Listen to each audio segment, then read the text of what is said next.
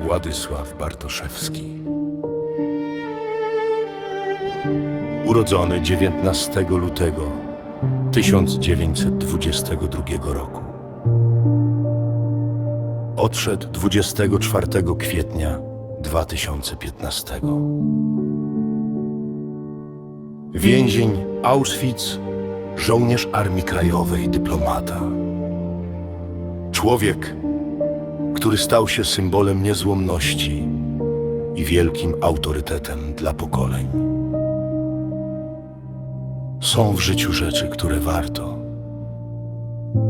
i są rzeczy, które się opłaca. Nie zawsze to, co warto, się opłaca. I nie zawsze to, co się opłaca,